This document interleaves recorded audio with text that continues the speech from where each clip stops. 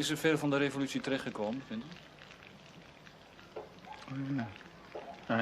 Ja, veel.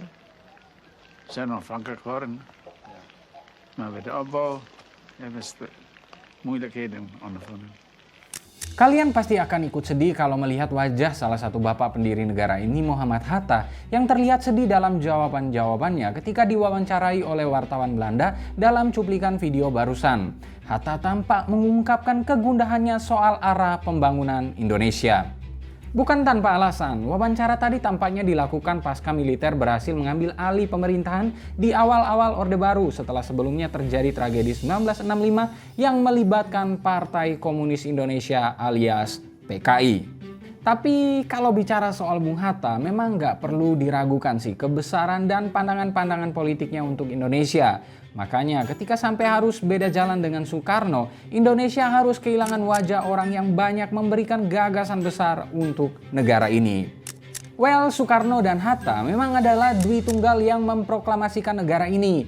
Tapi pernah nggak sih kalian berandai-andai apa yang akan terjadi ya kalau yang memproklamasikan kemerdekaan Indonesia bukan sosok Soekarno dan Hatta? Pertanyaan ini menarik untuk ditelusuri karena beberapa sumber menyebutkan bahwa kelompok-kelompok pemuda kala itu sempat mewacanakan sosok lain macam Amir Syarifuddin untuk jadi proklamator kemerdekaan RI. Akan seperti apa Indonesia kalau itu bukan Soekarno dan Hatta? Sebelum mulai, jangan lupa subscribe dulu ya. Kalian juga bisa mendaftar jadi member Pinter Politik dan dapatkan konten-konten eksklusif dengan klik tombol join di bawah ini ya. Dan buat yang berminat untuk membeli ebook Pinter Politik, jangan lupa kunjungi toko Pinter Publishing di Tokopedia, Bukalapak, Shopee, dan semua toko online lain favorit kalian. Link selengkapnya juga bisa kalian cek di kolom deskripsi. Back to the video, let's find it out on the desk.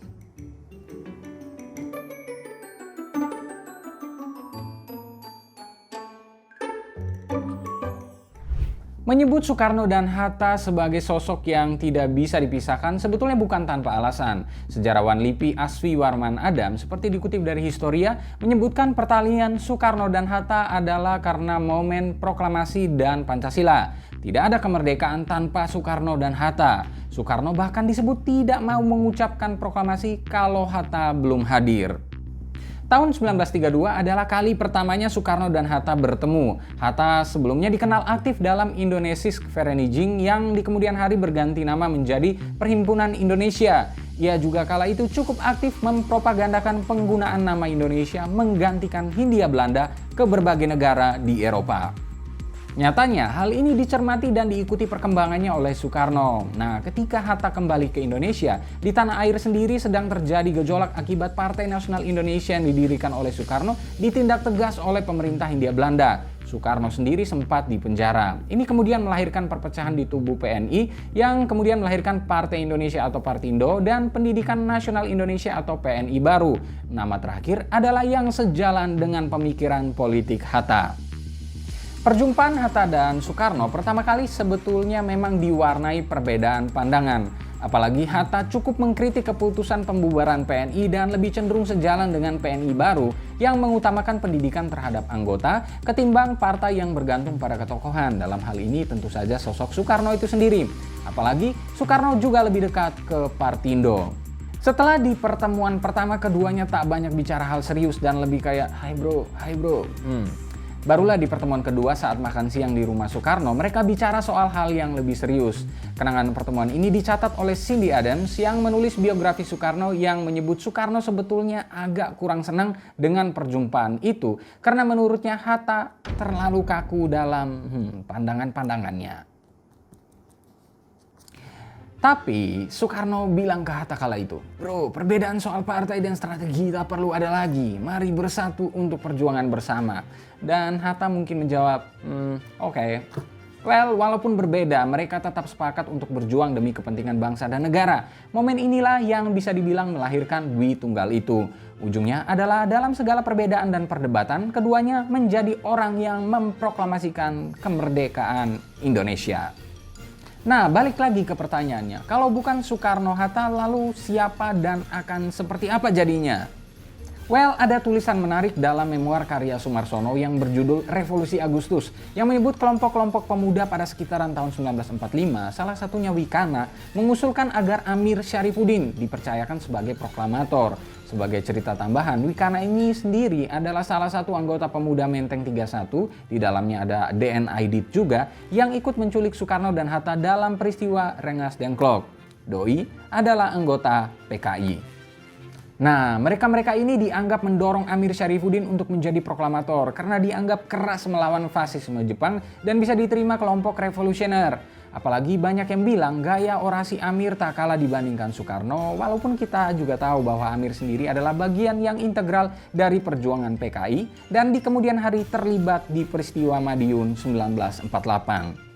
Wikana dan kawan-kawan yang awalnya mengusulkan Amir sebagai proklamator kemudian baru sadar karena di tahun 1945 itu Amir masih dipenjara oleh Jepang. Inilah yang kemudian membuat mereka bertanya ke Syahrir yang kemudian mengusulkan mereka untuk meminta Soekarno dan Hatta untuk menjadi proklamator. Ini cerita versi Sumarsono yang masih diperdebatkan oleh para sejarawan. Tapi nih, kalau berandai-andai Amir Syarifuddin yang memproklamirkan kemerdekaan Indonesia, bakal kayak apa ya jadinya? Well, kalau melihat garis politik Amir yang cenderung kiri, besar kemungkinan kelompok-kelompok kiri akan mendominasi awal-awal republik ini. Benturan-benturan antara kelompok dengan basis ideologis, entah itu agama, nasionalis, komunis, sosialis, pasti akan menghambat gerakan awal perjuangan kemerdekaan dan mendapatkan pengakuan kedaulatan.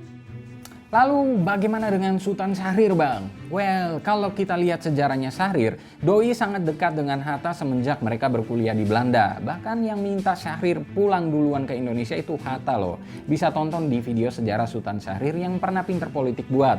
Artinya, kalau diminta buat jadi proklamator, Syahrir pasti akan merekomendasikan Hatta. Terus kalau Tan Malaka gimana, Bang? Well, harus diakui konsepsi negara Indonesia mungkin paling awal digariskan oleh Tan Malaka. Tapi saat di sekitaran tahun 1945, Doi memang kembali ke Indonesia, tapi statusnya lagi jadi buronan yang cukup dicari. Doi dikejar polisi rahasia di 11 negara, 2 benua, pernah dipenjara sebanyak 13 kali, punya 23 nama samaran dan hidup 20 tahun dalam pelarian. Bisa dibayangkan akan sangat sulit bagi Tan untuk muncul tiba-tiba dan jadi proklamator. Dengan demikian, sosok Soekarno-Hatta emang jadi pilihan takdir yang paling tepat. Soekarno bisa masuk ke kelompok nasionalis, sosialis, dan agamis. Hatta dari awal emang sangat anti terhadap gerakan kiri, sehingga keberadaan Soekarno jelas akan melengkapi. Kemudian Hatta mengenyam pendidikan barat, Soekarno pendidikan timur. Soekarno sangat suka rapat-rapat akbar yang membakar semangat, Hatta melengkapi dengan diskusi-diskusi yang berbasis gagasan intelektual. Udah klop banget lah mereka berdua, kayak Liverpool dan Jurgen Klopp. Agak masa sih komparasinya. Anyway, lalu kalau kemerdekaan itu diberikan begitu saja sama Jepang tanpa ada yang memproklamasikan, gimana, Bang? Well, udah pasti bakal terjadi baku hantam. Kekacauan gitu maksudnya. Soalnya masing-masing pasti memperjuangkan bentuk negara sesuai pemikiran mereka. Kartosuwiryo misalnya sempat mendorong beberapa tokoh untuk memproklamasikan Indonesia sebagai negara Islam di tahun-tahun itu. Ini bisa jadi episode yang menarik untuk dibahas juga. Tulis di kolom komentar ya. Nah, lalu bagaimana menurut kalian? Kalau bukan Soekarno dan Hatta, mungkin gak sih ada tokoh lain yang memproklamasikan kemerdekaan Indonesia? Berikan pendapatmu. Terima kasih telah menyaksikan video ini. Jika kalian punya saran atau masukan untuk konten-konten selanjutnya, jangan lupa untuk tinggalkan di kolom komentar di bawah ini.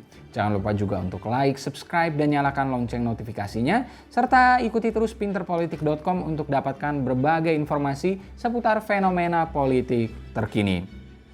Bye.